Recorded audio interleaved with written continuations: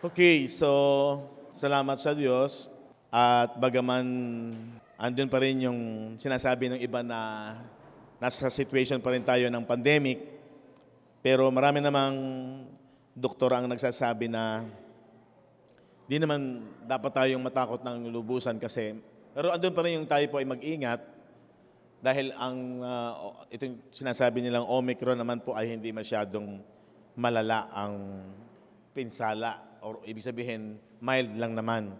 Kaya yun ang ating pinagpapasalamat sa Diyos at inaangkin natin na matatapos din po ito.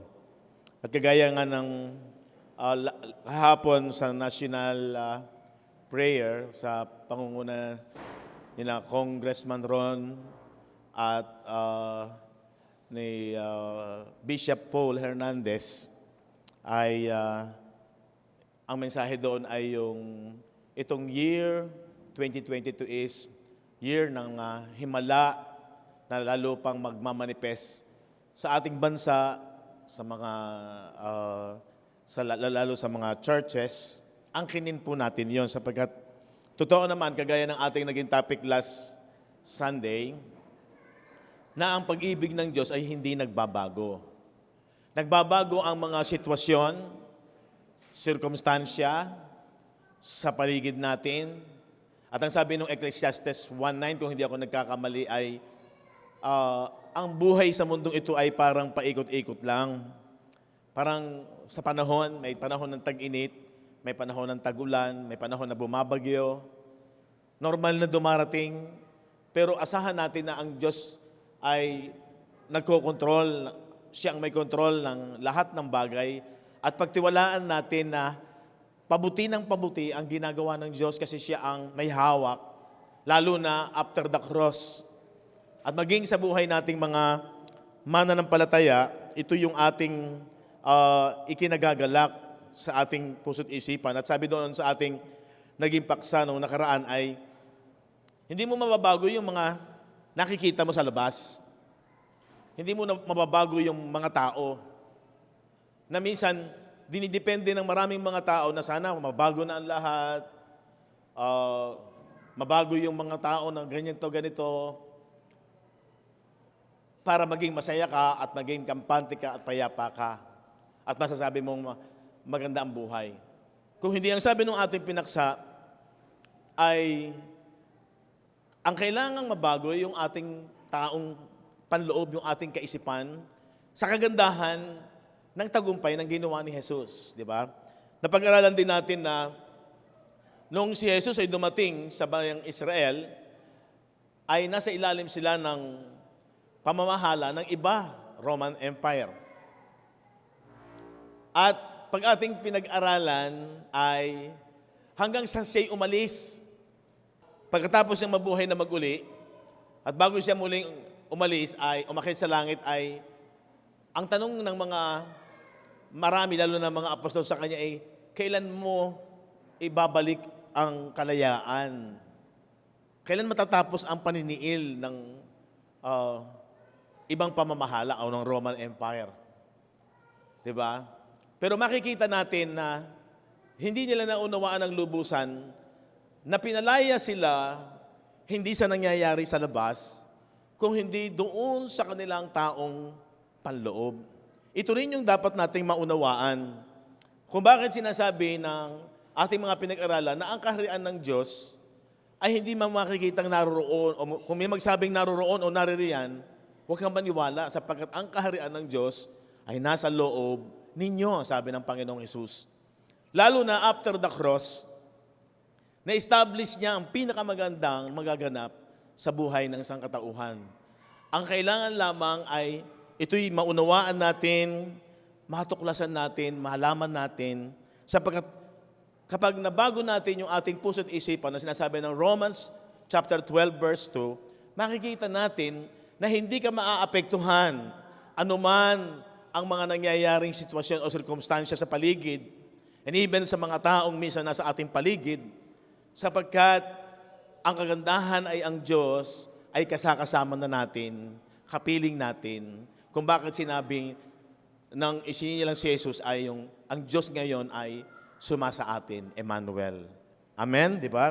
So yun yung napakaganda na dapat nating maunawaan. Ano ang benepisyo nung ating napag-aralan na kinakailangan, ano man ang mga nangyayari, move forward lang tayo. Diba? Ang buhay ay dapat magpatuloy sa pagprogreso. At yun ay nasa iyong kaloob-looban dahil kasama mo ang pinakamakapangyarihan sa lahat. Yun yung inspirasyon, yun yung kagalakan na hindi mananakaw. Pag natetreasure natin ang kagandahan ng ginawa ni Jesus. Kaya napakahalaga sa mga mananampalataya at sa bawat isa, anong kabuluhan ng ating pagsasama-sama, anong kabuluhan kung bakit tayo ay patuloy na kailangang manampalataya. Yun nga, ano ang pakinabang natin, bakit kinakailangan nating yung journey ng pananampalataya natin ay lalong magprogreso. Habang tumatagal, no matter what, ano man minsan ang mga sirkumstansya na nakikita natin sa paligid natin. Ang sabi, sa John chapter 8, verse 31, makikita ninyo rito na ang sabi ng Panginoong Hesus sa mga Hudyo na naniniwala na sa Kanya. Ang sabi doon, kung kayo'y mananatili sa aking aral, kung kayo'y magpapatuloy sa aking turo, kayo nga ay tunay kong mga alagad. If you hold to my teachings, you are really my disciples. Dito sa ating magiging paksa, ang pakinabang nung ikaw ay talagang tagasunod ni Kristo at ang pagiging tagasunod natin kay Kristo ay yung pagtitiwala mo kay Kristo. Yung tinetreasure mo si Jesus sa buhay natin na ibinigay ng Ama sa atin. No? Kaya sabi ni Jesus, makikita ko lamang na talagang kayo ay buo ang pagtitiwala. Ano sinong sinabihan niya? Mga Hudyo na naniniwala sa Kanya. To the Jews who had believed. Naniniwala na. Pero ang paniniwala po kasi, iba yung naniwala ka lang na walang malalim o yung intimacy. Yung malalim na tanggap, pagtitiwala. Yan ay nangyayari sa relasyon. Yung parang sa mag-asawa. Kaya sabi doon, if you hold to my teaching, you are really my disciple. Sabi diyan, ang tunay na alagad ay natututo o nag-aaral sa ebanghelyo ng Panginoong Hesukristo. Wag natin kalilimutan. Akala natin nung araw, ang disciple ay yung mag-win ka ng soul. Papunta yun doon. Pero ang pinaka-punto pala ng discipleship ay yung maging estudyante tayong lahat. Kaya siya ay guro, bilang siya yung ating Panginoon, siya rin ang ating kapatid na panganay.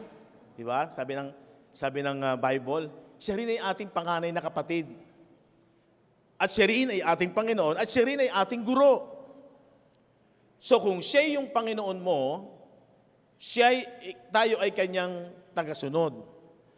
Kung siya ay iyong kapatid, tayo ay kanyang kapamilya.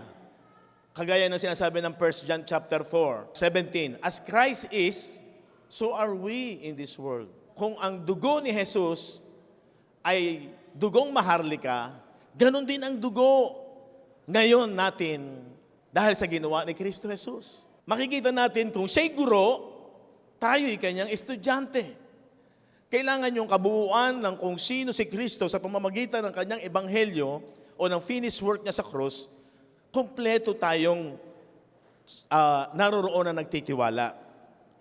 Kaya sabi doon sa Matthew 11:29, makikita natin na sabi doon, take my yoke upon you.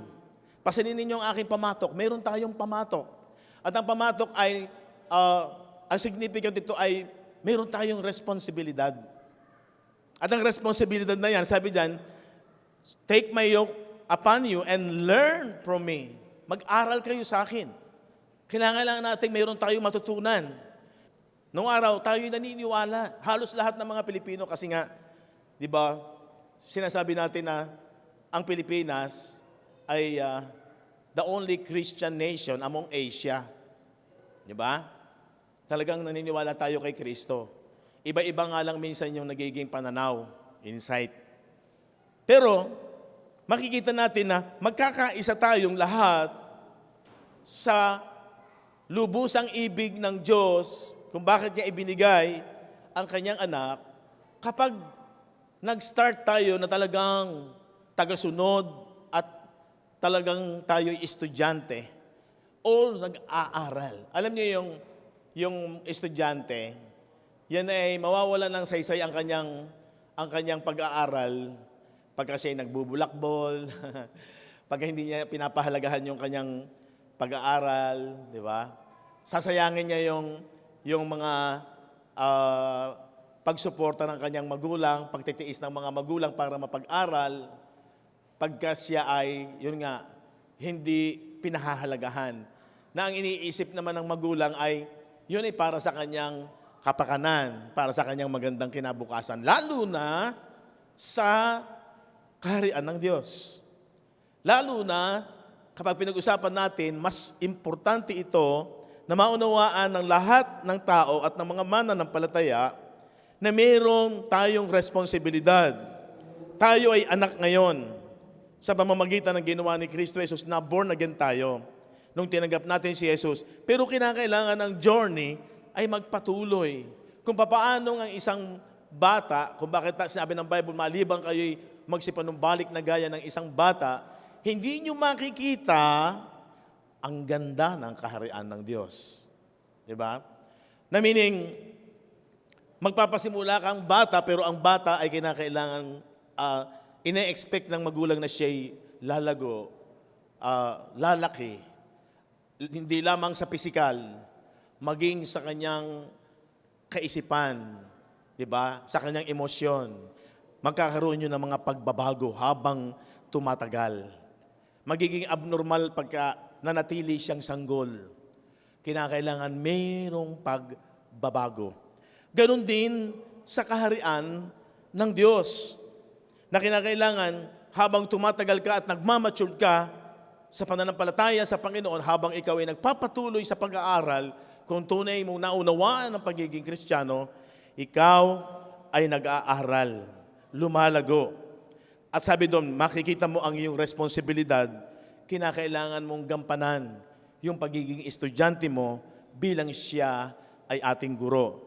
Kaya sabi diyan, take my yoke upon you. Pasanin ninyo ang pamatok na to, ito'y magaan. At mag-aral kayo sa akin. For I am gentle and lowly in heart. And you, itong maganda, you will find rest. Kapag tayo ay nag-aral, hindi ka lugi. Hindi yung para bagang bossy lang ang Diyos bossy siya. Kailangan mo lang ipakita na sumusunod ka para mabigyan mo siya ng lugod. Hindi ganon. Kung hindi, may layunin siya kung bakit niya sinasabing, mag-aral kayo sa akin. Learn from me. At dahil ako naman ay maamo at may mapakumbaba puso. Ganon ang kagandahan sa gurong ito. Ganon ang kaganda sa Panginoon nating ito. Hindi siya bossy. Nakagaya ng pagkakaisip ng iba na pinipicture na ang Diyos, pag hindi ka sumunod, parurusahan ka niya. No. Ang maganda is, ang kanyang layunin ay para maranasan natin ang tunay na kapahingahan. And you will find rest for your souls. Palapalakan natin ang Panginoon. Hallelujah! Diba? You will find rest for your souls. Ito yung maganda. Nakita natin ang puso ng Diyos from the very beginning. Sa Book of Genesis, palaging ang inspirasyon niyo ay go and multiply. Diba? Be fruitful. Maging mabunga ka. Naalala ko yung sabi ni Bishop Paul, ang isa sa ikatlong punto o kahalagahan kung bakit ipinanganak si Jesus ay meron siyang pagtitiwala sa atin. Ba? Pinagtitibay niya na tayo ay may magiging mabunga. Na, minsan iniisip natin, hindi ko to kaya. Pero ang Diyos mismo nag-i-inspired na, go and multiply, be fruitful. Kasi naniniwala siya. Lalo na tayo mga Kristiyano, after the cross, na inilagay na ng kanyang anak ang lahat ng pagpapala na dapat nating taglayin sa buhay na to. At kung tayo equip, ganun ang biyaya, in-equip niya tayo. Ang kailangan lamang matutunan natin, matuklasan natin kung ano-ano yung mga kagandahang ginawa na ng Diyos sa atin. No? Kaya yung dating laging negatibo, yung dating laging parang walang pag-asa, ay nagkaroon ng pag-asa at hindi pwedeng hindi magbubunga sapagkat idiniposito na yung ating pinag-aralan na sabi nga underrated na verse na hindi masyado napahahalagan, yung Philemon 1:6, nang sabi doon ay, your faith may be effective by acknowledging every good things you have in Christ. Di ba? Na-deposito na. Tapos sabi ng Ephesians 1:3, in Christ, di ba? Tayo ay pinagpala na ng lahat ng pagpapalang spiritual. Blessed na tayo eh. Bagaman sinasabi natin, God bless you, ina-activate na lang natin. Pero totoo nun, blessed na tayo. Kumpleto na tayo. Sabi ng Colossians, in Him, you are now complete. Amen? Amen? Palakpakan uli natin ang Panginoon. Hallelujah. That's why, ang atin lamang responsibilidad ay magpatuloy sa pag-aaral. Magpatuloy sa pagkaunawa, sa pagkatuto. Totoo na, nagkakamali pa rin tayo. Kaya nga ang hamon doon sa ating pinag-aralan last Sunday ay alimutan mo na yung mga kapalpakan, yung mga pagkakamali. Basta, sabi ni Paul, kinalimutan ko yung mga nakaraan at yung mga bagay na makahahadlang. Kundi ang sabi niya, ang pinagtutuunan ko ng pansin ay yung siya ay magpatuloy hanggang sa, hindi sa naabot ko na, sabi niya, hindi sa naabot ko na, pero ako'y nagtutumulin hanggang sa maabot ko yung ibig ng Diyos na ating maabot sa buhay na to. That's why kinakailangan lagi tayong moving forward. Kaya wag mawawala ang pagiging disipulo natin o tagasunod. Ito yung tunay na discipleship. Ang tunay na kahulugan ng discipleship is learning from the gospel of Jesus Christ. At pag natutunan na ikaw ay mahal ng Diyos, na puno ka ng pag-ibig ng Diyos, habang tayo ay nag-aaral, ay napupuno tayo. Kaya sabi ng 2 Peter chapter 3, verse 18, grow in the grace and knowledge of our Lord and Savior Jesus Christ. Di ba? Grow in the grace and knowledge of our Lord and Savior Jesus Christ. To Him be the glory both now and forever. Kasi pag ikaw ay lumalago sa biyaya, sa kaalaman na mula sa Diyos, mula sa ginawa ng Panginoong Jesucristo, ay doon mo mabibigyan ng kaluguran ang Diyos. Sapagkat yun ang ibig niya, na makita mo ang biyaya at lagi tayong magiging thankful. At talagang siya ang matataas.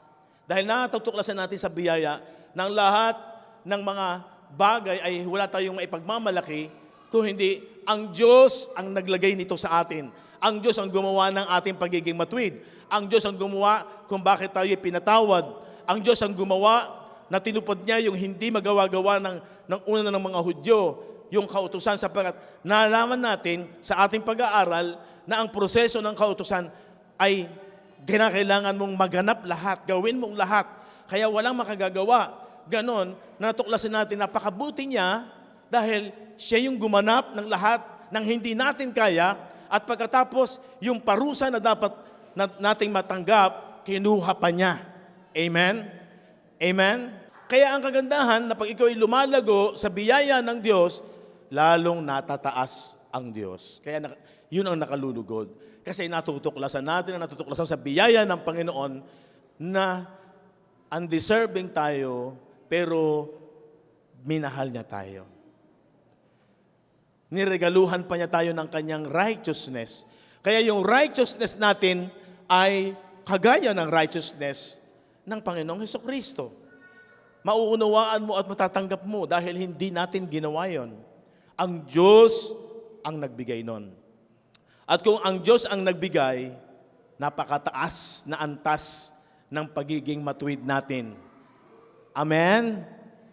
Na kailanman ay wala nang makahihigit sa katwiran na yon dahil si Jesus ang ginawa niya sa krus, kinuha niya yung ating kasalanan, yung pagiging sinner natin, at ngayon, yung katwiran ng Diyos na hindi maabot-abot ng maraming sumusunod sa kautusan ay naganap at nakamit natin sa buhay natin. Yun ang katotohanan. Kaya habang tayo lumalago, mauunawaan natin na nasa atin ang pag-iisip ni Kristo. Nakikipagkaisa ka kay Kristo. Pag ang dalawang tao ay nagkakaisa, yung kanilang pag-iisip ay nagkakaisa. Kaya nasa atin ang pag-iisip ni Kristo kapag tuloy-tuloy ang pag-aaral natin sa Kanya. So yun yung mahalaga. So walang puwang yung ikaw ay tumigil. Napag-aralan natin noong nakaraan, ano ang pangit na magiging dulot pag tayo ay mayroong sasabing stagnant? Ang halimbawa at ilustrasyon ay yung tubig. Diba?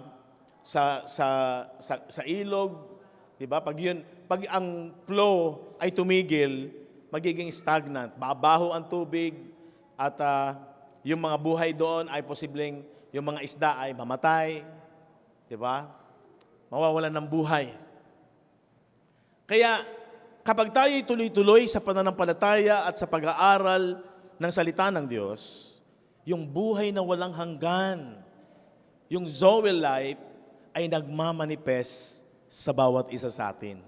Pero yun yung sinasabi kasi ng Bible, na kapag ang isang Kristiyano ay pinabayaan ang kanyang pananampalataya at muling nabuhay sa makamundong buhay, na wala yung godly life, ano ang mangyayari? Ang magmamanifest sa kanya, hindi na buhay na walang hanggan, kung hindi yung death. Ano yung death? Yung walang pagsama ng presensya o hindi active na kumikilos ang presensya ng Diyos. Pero kapag ikaw ay magpapatuloy, kaya nga sabi sa Bible, may mababasa ka na, manahan nawa sa inyo si Kristo sa pamamagitan ng inyong pananampalataya. Talaga namang hindi tayo iniiwan ng Holy Spirit. Pero nagiging active yung pananahanan ng presensya ng Diyos, ng Espiritu ni Kristo sa buhay natin kapag tayo ay tuloy-tuloy na nabubuhay sa pananampalataya. So yung pananampalataya at yung kaalaman ay hindi pwedeng maghiwalay. Kasi sabi ni Jesus, you shall know the truth and the truth will set you free. Kaya yung knowing, hindi pwedeng mawala. Yung pag-alam, pagtuklas. Kaya sinasabi ko nga na yung kausap ni Jesus na mga Hudyo, naniniwala. Pero anong level ng paniniwala? Bakit sinabi pa ni Jesus na kung kayo ay magpapatuloy sa aking aral, kayo nga'y tunay kong mga alagad. Amen. Mawawala dito yung dati nating pagkaunawa na basta naniniwala lang ako sa Diyos. Basta ako'y gumagawa ng mabuti. Nagsusumikap ako maging maayos na sa kapwa, pakikipagkapwa-tao. Okay na yon. Yeah? Pero kung wala ang kaalaman sa pagkaunawa patungkol sa ginawa ni Kristo, kasi lahat ay nakapokus sa ginawa ni Kristo.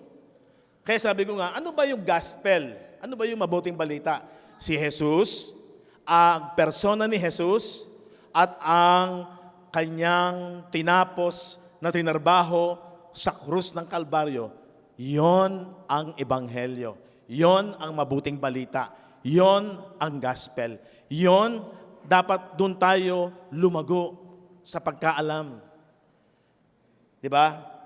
Para mangyari na nasa atin ang pag-iisip ni Kristo. Sabi ng 1 Corinthians chapter 2, verse 16, for who has known the mind of the Lord? Sinong nakaalam ng pag-iisip ng Diyos?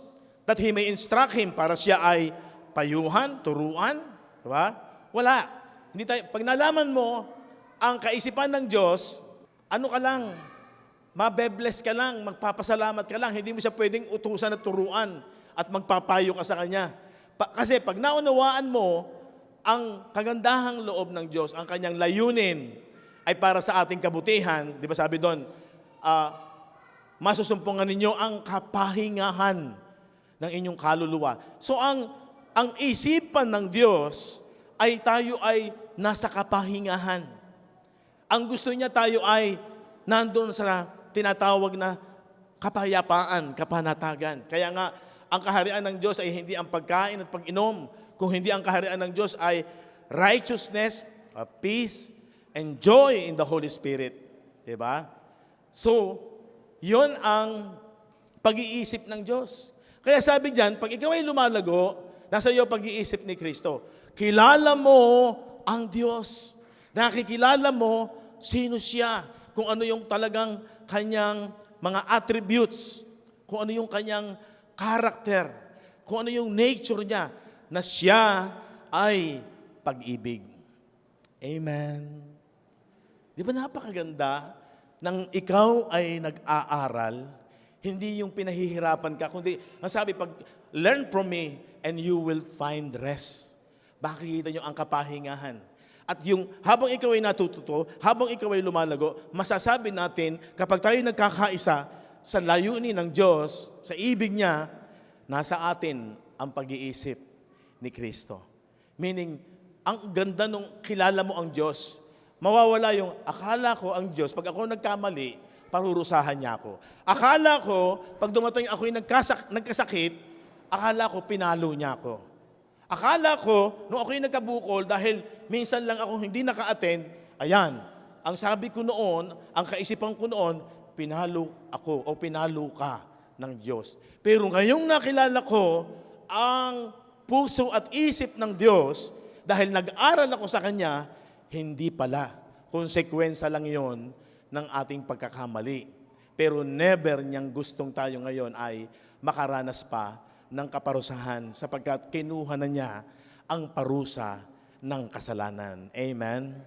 Yun ang maganda. Lumalaya ka sa maling kaisipan. Kaya ang sabi ng John 8:32, you shall know the truth, and the truth shall make you free. Amen? Sa maling kaisipan at higit sa lahat, pinalaya niya tayo sa curse ng kasalanan. Naunawaan natin habang tayo nag-aaral na tayo ay napakaganda ng ating kalalagayan. Noon, una sa mga Hudyo na nasa ilalim ng kautusan, na nagsusumikap, mabigyan ng lugod ang Diyos, pero mali pala sapagkat may hangganan ang kautusan. Na pag-aralan natin at naunawaan natin, ang sabi ng Romans chapter 10 verse 4, si Jesus, si Kristo, ang hangganan ng kautusan o yung sariling pagsusumikap. Si Jesus ang hangganan. Christ is the end of the law, sabi ng Romans 10:4. Anong ganda na ngayon ay nakalaya ka nung araw, akala natin kinakailangan pa nating sundin sapagkat parurusahan tayo ng Diyos. Walang makasusunod, walang makape-perfect ng hinihingi ng kautusan.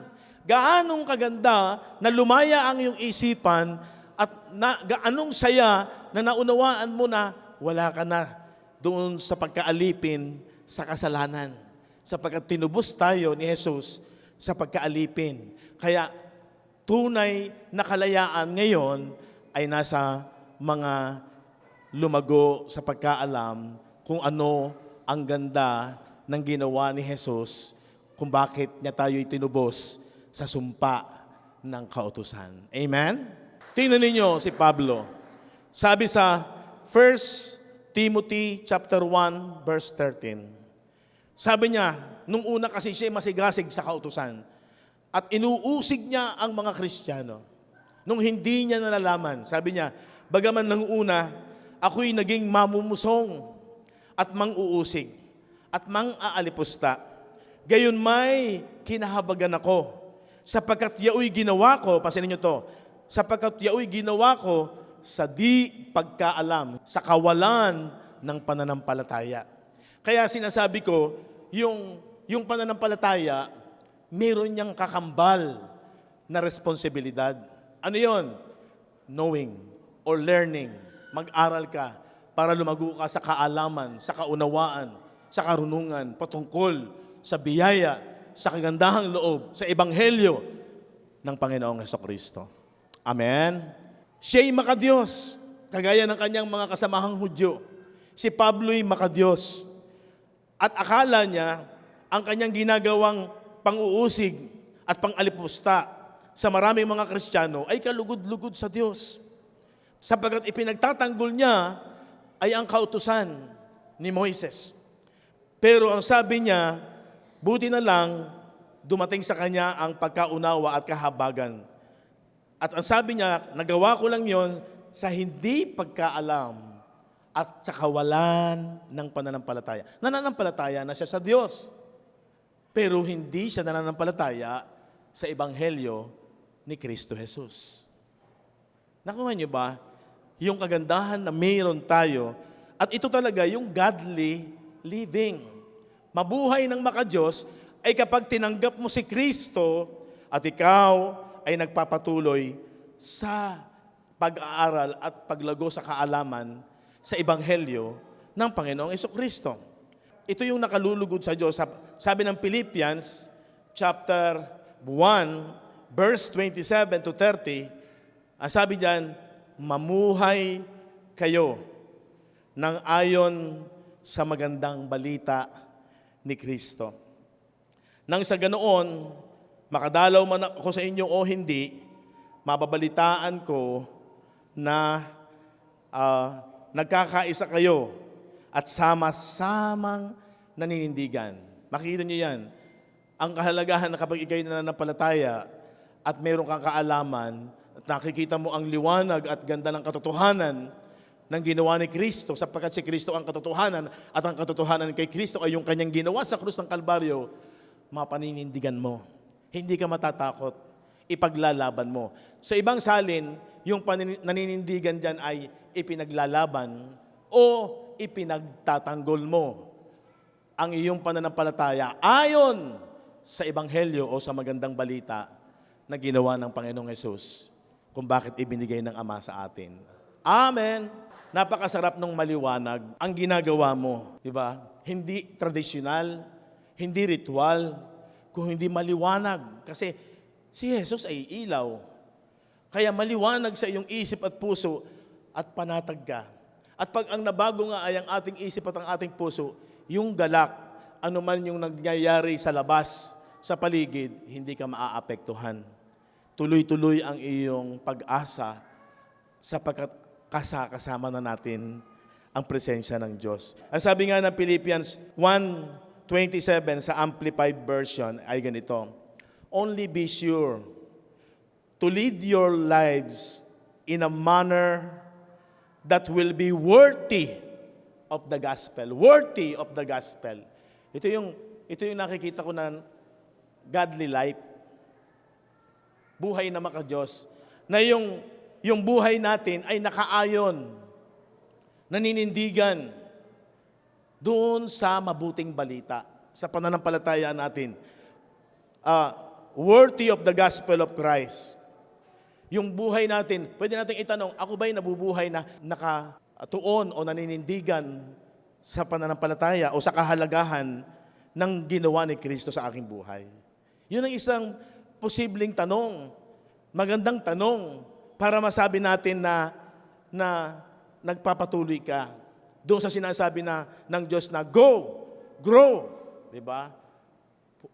Pag moving forward sa buhay na to, mayroong progreso. Hindi pwedeng walang magiging progreso ang buhay kapag sinusunod natin yung isipan o layunin ng Diyos. Pag naunawaan mo layunin ng Diyos, naunawaan mo ang isip ng Diyos, at yun na rin ang pinakautos ng Diyos na kinakailangan nating maunawaan sa ating isipan ang ganda ng ginawa ni Jesus. Kaya yung buhay natin, sabi diyan, lives in a manner worthy of the gospel of Christ, so that whether I do come and see you or remain absent, I will hear about you that you are standing firm in one spirit and one purpose, with one mind, striving side by side for the faith of the gospel. So yun yung ating pinakikipagkaisahan. Sapagkat yun ang puso at isip ng Diyos kung bakit niya ibinigay ang Panginoong Jesucristo sa buhay natin. At kapag iyon, ang mga kabataan ang naunawaan din ng lubusan, magiging matatag ang kanilang buhay. Ano man yung mga sirkumstansya na nangyayari, na minsan kapag wala sa iyo ang isipan ng Diyos, madali tayong bibigay, madali tayong babagsak. Parang ilustrasyon na ang pananampalatayang walang gawa, ay di ba, ay baog. Parang ilustrasyon na nagtayo ka ng bahay sa buhanginan. Kapag hindi mo rin sinunod ang isip at ibig ng Diyos about kung bakit niya ibinigay si Kristo, pagdating ng malakas na unos o hangin o hampas ng alon, bagsak ang bahay na yon. Nakita niyo ba na minsan hindi nauunawaan ang ganda talaga ng ibig ng Panginoon? Na lahat yan ay nakapokus doon sa ibig ng Diyos na tagumpay sa atin kung bakit sinugo niya si Jesus. Kaya napakahalaga, sabi ni Paul, na nagkakaisa tayo, sama-samang naninindigan para sa pananampalatayang ayon sa mabuti o magandang balita. Kaya sabi ni 28, huwag kayong matakot sa mga kumakalaban sa inyo. Kasi nung panahon na yon, kakaharapin nila ang matinding, hindi lamang matindi ang persecution, kundi talagang darating yung sinasabi na mangyayari sa Jerusalem sa AD 70. Sabi doon, huwag kayong matakot sa mga kumakalaban sa inyo kasi maraming umuusig sa kanila. Hindi lamang ang mga sundalong Romano, and even yung Judaismo, paniniwala na pinagtatanggol ang kautusan, noon, kagaya dati ni Pablo, ay isang banta sa kanilang pananampalataya para sila ay umatras sa pananampalataya. Kaya sabi doon, kinakailangan huwag kayong matakot sa mga kumakalaban sa inyo dahil kung hindi kayo natatakot, magiging palatandaan ito sa kanila na mapapahamak sila at ililigtas naman kayo ng Diyos. Mapapansin ninyo, yung word na ililigtas dito, minsan ito yung mga nakaka-confuse. Ba't akala ko ba ligtas na? Bakit ililigtas pa? Kasi nga, meron silang haharapin na inihula ni Jesus na magaganap na matinding tribulasyon at yun naganap noong AD 70. Kaya ganoon na lamang ang encouragement ni Apostol Pablo na manindigan sa kanilang pananampalataya. Tayo ngayon, hindi na tayo humaharap sa ganong kalalagayan. Pero ano naman ang posibleng ialagay natin na may mga posibilidad na magiging against sa ating pananampalataya? Unang-una ay ang ating sarili. Unang-una ay kapag hindi tayo nagkaroon ng determinasyon at desisyon na priority ko ang Diyos at kinakailangan kong patuloy na unahin na ako'y lumago sa kaalaman at huwag akong mawala sa journey ng manatili sa aral ni Kristo. Amen. May posibilidad na pwedeng iyan ang magiging hadlang. Kung noon, ang hadlang ay kakaiba kumpara sa atin, pwede rin natin sabihin na mayroon pa rin hadlang. Kapag hindi natin naging priority, kapag hindi tayo nagdesisyon, sabi nga nung ating mga naging paksa, desisyon lang yan. Determinasyon ang kailangan. Pag hindi mo yan dinesisyonan, hindi mo nakikita talaga ang kagandahan. Di ba? Kaya sabi sa verse 29, sapagkat hindi lang ang pribilehiyong sumampalataya. Okay, meron akong gustong makita kayo rito. Ang ating pananampalataya nga ating natuklasan, yung mabuting balita, ay napakagandang pribilehiyo sa bawat isa sa atin na dapat nating ikagalak. Pag may dumarating ng mga pribilehiyo, dapat i-grab mo yon. Dapat i-treasure mo yon. Dahil hindi mo yun mapapakinabangan kapag hindi mo yon pinahalagahan. Sabi ng 29, sapagkat hindi lang ang pribilehiyong sumampalataya kay Kristo. Sa panahon nila at maging sa atin, ang ibinigay sa inyo, kung hindi meron din pagtitiis na para alang-alang sa Diyos. Ano yung pagtitiis natin? Yung tanggihan mo sarili mo, tanggihan mo yung unahin mo yung gusto mo, yung pangarap mo. Alam naman natin na sabi ng Panginoon, idadagdag naman yan ng Diyos eh. Diba? Sabi nga, doon sa ating mga napag-aralan, kung naalala ninyo, kung ang una mong iniibig lamang ay ang anak mo, ang asawa mo, ang anumang bagay na karelasyon mo sa lupang ito, at hindi ang Diyos, ang nasunod ay yung gusto mo, Sapagat kung alam mo lang na hindi lugi na unahin mo munang mahalin ang Diyos bago sila, magiging tama ang pagmamahal mo sa iyong asawa, sa iyong anak, sa iyong mahamahal sa buhay. Amen? Palakpakan nga natin ang Panginoon. So, masasabi natin na ang mga pagtitiis natin ngayon ay una, ay deny yourself. Tanggihan mo unahin mo lagi yung gusto mo. Diba? So, ang paglago dito ay kailangan ang talagang priority ng kagalakan mo at pagpapahalaga mo. Hindi naman masamang unahin ang pamilya. Hindi, dapat unahin mo muna talaga ang Diyos. Hindi naman masamang asikasuhin ang pamilya. Pero para sa salita ng Diyos, siya pa rin ang dapat nating mauna. Yun yung ating dapat pagtiisan. Ito ngayon ang tanong. Ang ganda nitong chapter 2. After nung chapter 1 na sinabi at binanggit na kailangan ang inyong buhay ay nakaayon at naninindigan sa mabuting balita. Ito yung tanong. Hindi ba't masigla kayo dahil na kay Kristo kayo? Tanungin natin ang ating sarili. Ako ba'y masigla dahil ako ay na kay Kristo? Di ba? Parang evaluation to.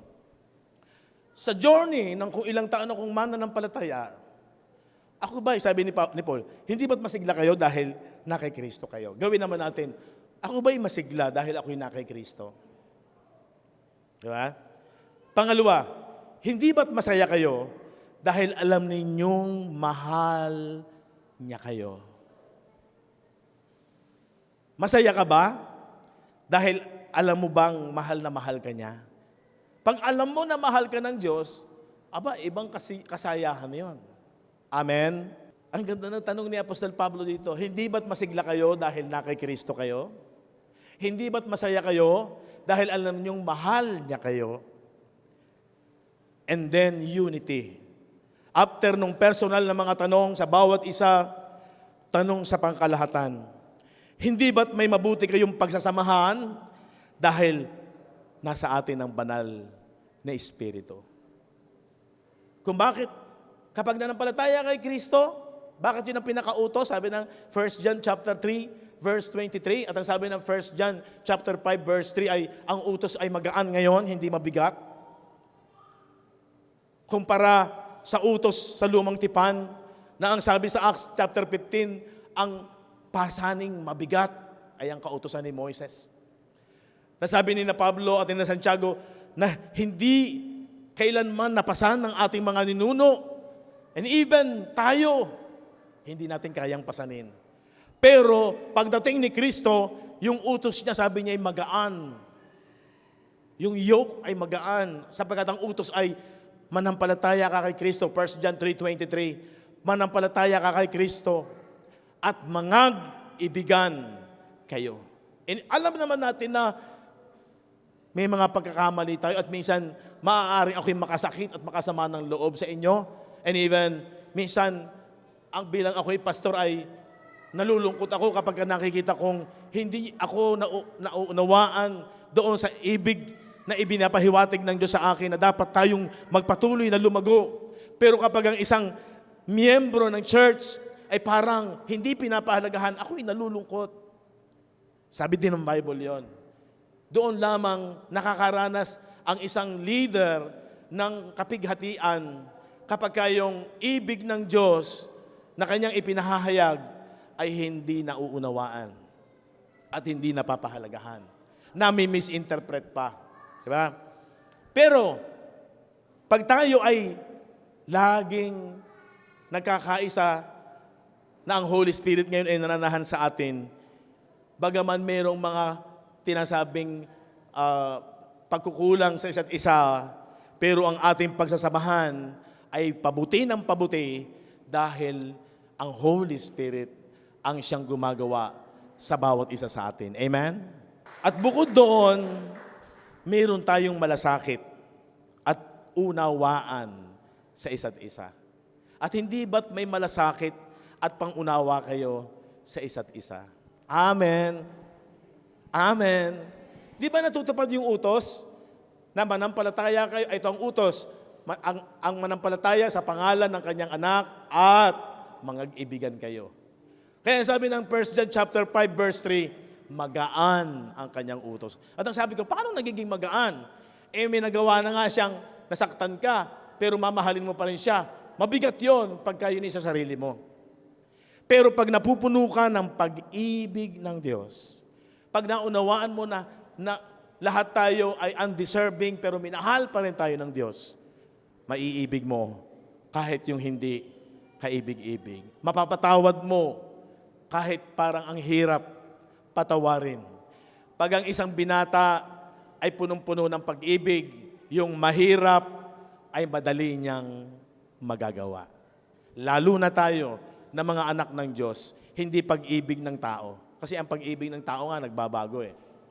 Pero ang pag-ibig ng Diyos, unconditional. Tuloy-tuloy. Minsan tayo nagkakamali, pero nananatili siyang tapat. Amen? Palakpakan nga natin ang Panginoon. Di ba? Napakahalaga ng mga katanungan na to. Ako ba'y may sigla dahil ako'y na kay Kristo? Ako ba'y masaya dahil alam kong mahal niya ako? Tayo ba ay may mabuting pagsasamahan dahil sa banal na Espiritu? At tayo ba ay may malasakit at may pangunawa sa isa't isa dahil sa ang Holy Spirit nga na pag-ibig ng Diyos? Ang sabi ng Romans 5:5, ibinuhos sa ating mga puso ang pag-ibig ng Diyos sa pamamagitan ng kanyang banal na Espiritu. Kung oo, ang sagot, tayo nga'y lumalago. Ikaw nga'y lumalago sa pananampalataya kay Kristo. Kung parang alanganin pa, huwag kang panghinaan ng loob. Magpatuloy ka lang ngayong taong 2022 sapagkat ang Diyos ay laging bukas, ang kanyang palad, ang kanyang mga kamay, lagi tayong welcome. Laging pwede ka magpasimula kahit na anuman ang pagkakamaling nakaraan. Amen.